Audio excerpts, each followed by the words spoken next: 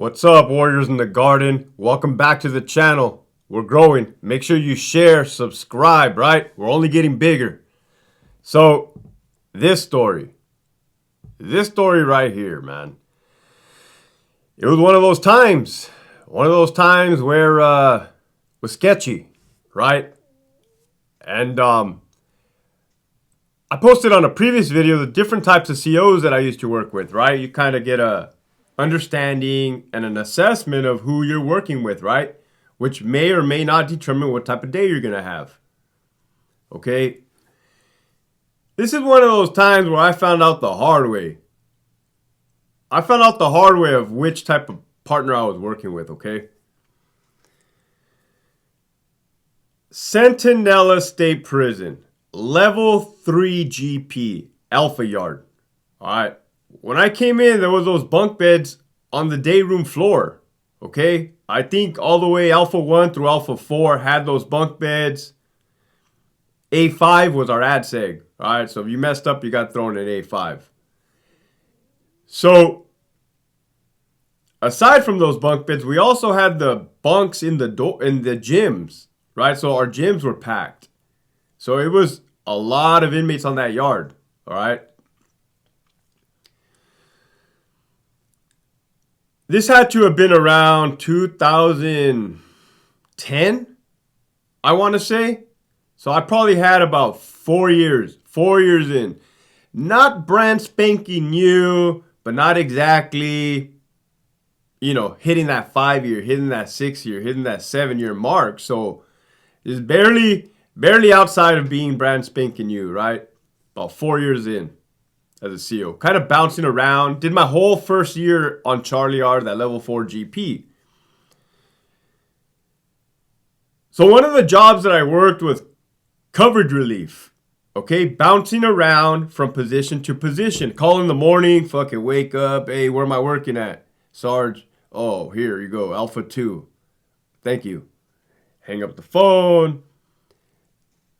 Tell the wife, hey, I'll be off at 2 p.m. today. If nothing happens, then it all varied, whether I was something going to happen or not. So on this particular day, I was working, had to have been Alpha 3, okay? And with those bunk beds being there, what that gave us one extra officer on the floor. So instead of having a normal housing unit, will have 2 correctional officers on the floor and 1 officer up in the control booth, right? That's 3 staff members. Well, because there was bunk beds, more inmates than usual, we had 3 officers on the floor, right? And his duties were, or their duties were primarily the bunk beds, but we all kind of helped each other out wherever necessary. So on this day, none of us were regulars in the building, all right? So if anybody knows what I'm talking about, if you're not a regular, that's kind of a good way, that's kind of a good thing. Like if an inmate asks you for something, like something that's going to affect the housing unit, our number one go-to would be, I'm not the regular, man. I'm not the regular. Because I'm not going to go and mess up somebody's house when they're on their day off or they called in sick, So that's why, if you ever heard us say I'm not the regular, that's the reason behind it. Like, it's not our pad to be given up. You know what I mean? And out of respect for the people that work there, assigned there, we're not going to do anything drastic, right? We're not going to make any changes. Okay? We're just solely there to provide security and help out whatever little things we can. If chemical needs to be handed out, little things that, if inmates need a partial of toilet paper, here and there, right? But nothing crazy. None of us were the regulars, right? I was on the floor with 2 other partners, okay? I remember the one. I don't remember who the other one was. So the one guy was kind of big, man. Built, stocky. And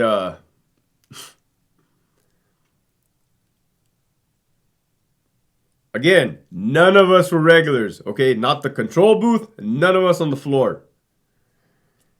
So at day room recall, right? Day room recall is when the inmates, they get an opportunity to hang out at the tables, play cards, gamble, whatever they do, watch television, stuff like that. Get on their phone calls, take a shower if they're open.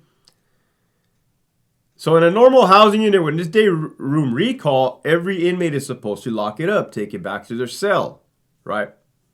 So we announce, the control booths announce, day room recall, take it home. Take it home. Everybody goes to their cell except the inmates that were assigned to the bunk beds. They continue to be on the tables, playing cards.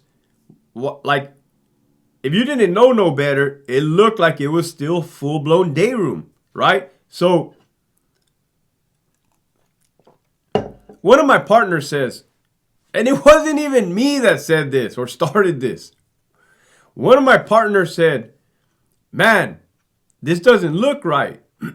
Right? Because it didn't look right. The last thing we would want is a sergeant to come into the building and be like, what the hell is this? What's going on here? Right? Right? Because you still kind of got to have pride. You got to have that work ethic. You got to have control of some sort.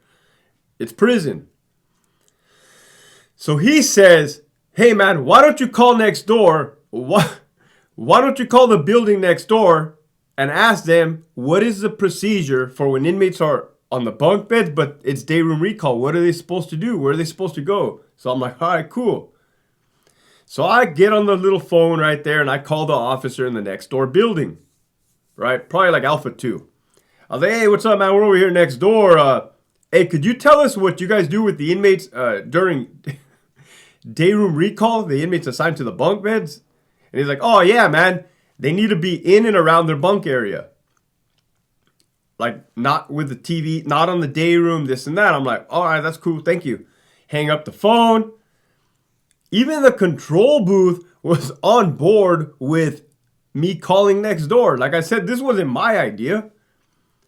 So I tell the guys, hey, guys, yeah, dude, they said next door that they got to be in and around their day room, in and around their bunk area. And they're like, yeah. I was like, well, cool, let's go tell them. So, like, I get up, right? I get up and I walk towards A section. A section was, from looking at the podium, was to my right side, right? That's where the bunk were. As I get up and I take a couple steps, I kind of feel like nobody's behind me. So I look back and sure as shit, my partners, both of them, are sitting down, right? And I'm thinking, what the fuck? This was their idea. And why aren't they following me? But like, it was too late. I was already committed. I was already in stride, right? And the inmates were already looking at me. All right, for sure, there was blacks and Mexicans, okay? Inmates. There had to have been a small group of whites and a small group of others, but very minimal, very minimal. The majority were blacks and Mexicans. So I approach them. It almost seemed like it was more Mexicans deep on the A section side, right? Not by whatever reason. So I tell them, hey, fellas, you guys got to take it in and around your bunk areas. And they fucking went off. What? Who the fuck are you? We've never seen you before. You can't come over here and try to change the fucking program. That's crazy. And I'm like, hey, fellas, like, hey, you guys got to take it in and around your bunk area, right? Like, I just reiterated myself. And of course, they went off and they were talking shit, but as they were continuously walking towards their bunk area, right? So it's one of those things. If they're talking shit, but they're doing what I'm asking them to do, no harm, no foul. To me, no harm, no foul, all right? Because in reality, they're doing it, right? They're probably just trying to save face or something. So they take it to the bunk. So now I got to go over to C-section because one thing they teach you at the academy is that you treat everybody equal, right? You don't favor a certain race. You don't favor a certain group. Everybody's equal. So if you do one thing for one person, you best believe you have to do it for everybody, right? That's why we're kind of cautious of what we do or what we don't do. We understand if you do it for one person, you have to do it for everybody. Okay, that's an understanding. So as I walk across the podium, my partners, mind you, were still sitting down. They didn't bother to get up. I look over at them. I'm thinking, okay, cool. Maybe they missed their opportunity to follow me to A section. Maybe they'll just get up and follow me to C section. No, that's not what happened. So I kind of shoot them one of these, and I'm walking. By this time, the C section inmates were standing up and kind of on a line, kind of watching, grouped up, watching what I had just told prepared for me. They were prepared for me. So I'm like, hey fellas, hey, I already talked to the other side. You guys got to take it in and around your bunk area. And they're like, oh, hell nah. That's fucking crazy. Who the fuck are you? We've never seen you before.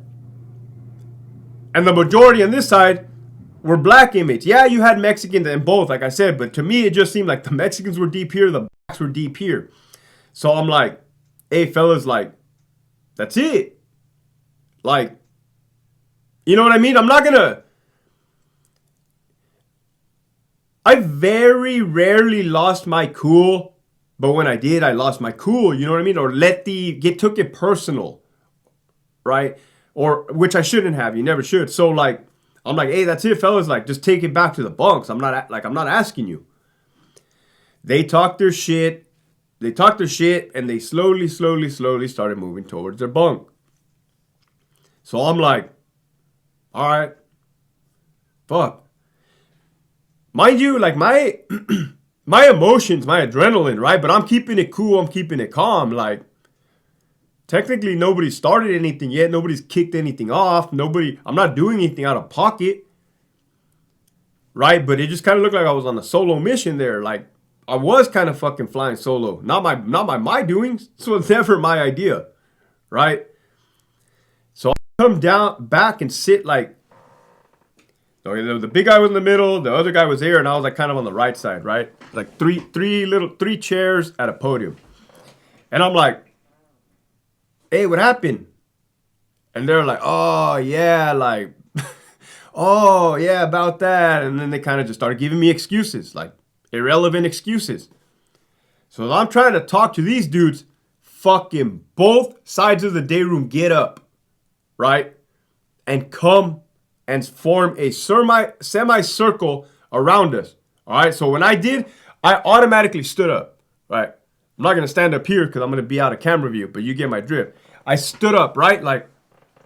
I didn't draw my baton or I didn't grab my pepper spray because my go-to is all right, I got hands. I'm not going to claim I'm a fucking great fighter, but I just felt more comfortable, right? As opposed to losing a baton and then getting it used on me. Pepper spray, I found people can fucking fight through that. So yeah, it was definitely heated. It wasn't a kumbaya moment, right? They were fucking challenging me, challenging us. So I'm standing up. I'm like, what's up? Hey man, you can't be doing that. You can't come over here like that. We've never seen you before, right? The same. Mind you, I stood up. My partner stayed sitting down. I'm telling you, you learn to see who your partners are and what they're about, right? So I'm tracking all of this, right? I'm tracking that they didn't follow me this way. They didn't follow me this way. And when I stood up, they didn't stand up. So I'm watching, right? Because I know what time it is. I'm not like a fucking dumb soldier that's going to walk into an ambush. I know what time it is. So they go at it, right? Well, they're talking shit fucking deep. Let me see. You probably had 20 on this side, 20 on this side. So that's 40. That's still 40 versus 3. Okay, that's deep. Blacks and Mexicans saying the same shit. So they were on board with each other, right? So now I don't got to worry about one group. I got to worry about everybody here. And if I haven't already reiterated, none of this shit was my idea. I could have just kicked back and fucking chilled, but my partners told me call next door. So I did. By then I was too far committed. There's no way I was going to look like a bitch. This wasn't going to happen, right? Was not going to happen. So one of the Southsiders, one of the Sureños tells me, "Hey man, that's crazy. Call the sergeant." We're like, "I'm not calling the sergeant." Okay, he saw that I wasn't giving way there, so he's like, "All right, we're just like the inmates in the gym. We're just like the inmates in the gym. We get day room 24/7." My partner says, "Oh yeah, they are just like the gym," and I fucking shot him this look like. The look was basically, are you fucking kidding me right now? Are you fucking kidding me right now? You made me do all this shit. They're surrounding us right now, and you're cowering down as far as you're agreeing with them. You see me standing, you see them standing. And when I shot him that look, he understood what time it was, and the inmates saw me shoot him that look. They now understood what time it was. Like, this dude is not going to back down. Like, this dude is not going to give in, right? It had nothing to do with me thinking I was more powerful than I thought I was or more stronger. I'm telling you, the circumstances that presented themselves were just that. The fucking wheel was in motion. So they finally calm down and take it back to their bunks, right? They realize it was, hey, we're either going to fight over this, probably going to lose all our program, everybody's going to get slammed, this and that. So I sat back down. I told my partners, don't you ever fucking do that shit again. And he's like, oh, I know, man. I know. I'm sorry. I got scared. I said, motherfucker, I was scared too. But I'm not going to show them that I'm fucking scared.